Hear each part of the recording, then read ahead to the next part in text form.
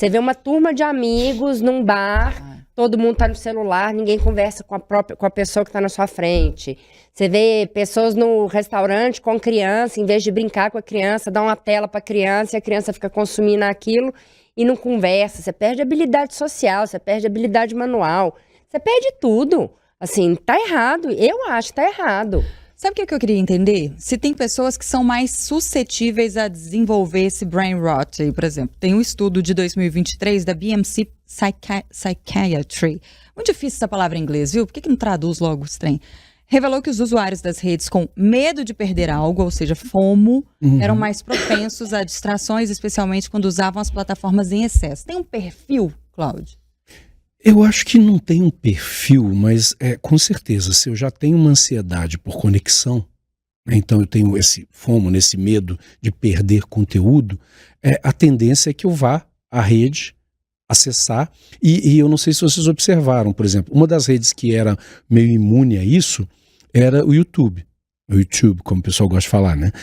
Porque ele tinha vídeos mais longos. Agora ele criou um Reels do YouTube. Né, os shorts, né, que você fica vendo. Então você, sem querer, você vê ali uma chamadinha. Por exemplo, eu gosto muito de um anime que tá passando na televisão, virou meio modinha, que é o Dandadan. Dandadan, né? Aí, vira e mexe, aparece uma chamadinha sobre alguém comentando alguma coisa do Dandadan. E, involuntariamente, eu clico.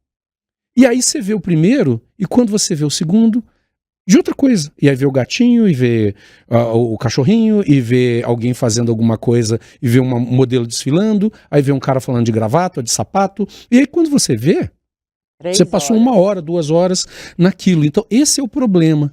Então talvez haja, claro, pessoas que têm uma tendência maior a aderir. Mas todos nós estamos sujeitos a isso, porque as redes estão se adaptando. Isso é muito interessante.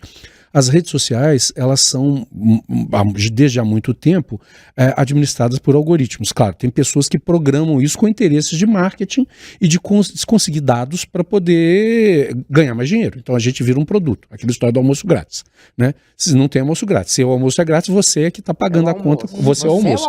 Você é o almoço, né?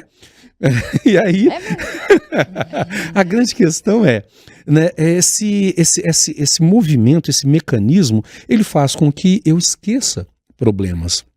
É claro, eu estou ali, vejo uma coisa interessante, depois vejo outra coisa interessante, isso vai gerando um processo de alimentação da nossa necessidade por estímulos. Então a gente pode falar isso em termos bioquímicos, né, neuroquímicos. Você tem ali dopamina o tempo todo sendo dada para você. Então é uma droguinha, uma dosinha. E aí essas redes sociais são pensadas de uma forma muito legal. Porque, legal no sentido negativo da coisa, muito sedutora. Né? Elas aparecem pra gente de uma forma que elas parecem muito amigáveis, elas dão sempre aquilo que a gente quer, mas elas dão muito pouquinho. Elas não dão o suficiente para saciar. Então, é um mecanismo muito parecido com o caça-níqueis. Né? Você coloca uma moeda e não ganha, você coloca uma moeda e não ganha. Isso vai gerando uma tensão. Mas de vez em quando você ganha. Assim, você ganha bem menos do que você ganhou, do que você colocou. Mas você ganha e você continua jogando mais. Aí você está quase desistindo, alguém ganha. Aí você vê a pessoa ganhando e você insiste mais. É um mecanismo que é muito parecido com o mecanismo do jogo mesmo. E aí tem uma outra condição. O celular, ele te acompanha. Então, quando você se projeta nele, você vive como se você tivesse saído do mundo. Então, aquilo que eu falei de sair do problema é literalmente real. Você está com problemas na cabeça e você vai lá. E eu acho que isso, né, Flaviane, isso é uma coisa que alivia. Mas, ao mesmo tempo, ele gera uma sensação de cansaço e de culpa. Porque quando você para e pensa um pouquinho, você fala, puxa, perdi 1 hora aqui. Não, eu tô cansado.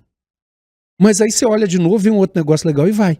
E isso vai te levando. Tem uma história... Isso é vício, isso é uma loucura. E tem uma história da época dos gregos, né? Na Odisseia do Homero, numa das viagens, né, que Ulisses faz, ele vai tentando voltar para casa depois da Guerra de Troia, e ele vai parar numa ilha onde havia os lotófagos. Quem que eram os lotófagos? Eles comiam botão da flor de lótus e ficavam todos doidões, né? Então eles começavam a esquecer de fazer as coisas, e aí a tripulação dele começa a comer os botões de lótus e também ficam assim.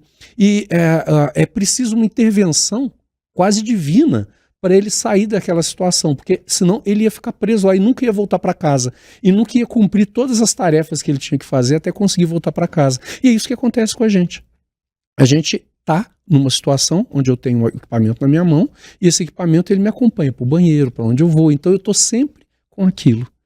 Então eu estou falando agora voltando para mim, na minha experiência. Eu costumava muito ver vídeos do YouTube que eu punha uma aula, eu punha uma palestra, eu punha uma pessoa analisando um quadrinho, um filme, alguma coisa, e tinha aí 20 minutos, 30 minutos dessa pessoa, e eu estava lavando louça, eu estava cozinhando, eu estava limpando a casa e ouvindo aquilo. Ou um podcast de 1 hora. Né? Agora, interessa, né? Agora, muitas vezes, eu sou chamado por um Reels desse fragmentado, ou de um Stories, ou sei lá, esse troço aí que aparece pra gente, e aí o que acontece? Eu tô lavando louça, pular pro próximo, eu vou ver o próximo.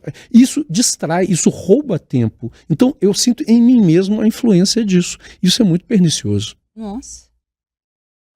Apesar de ser gostoso.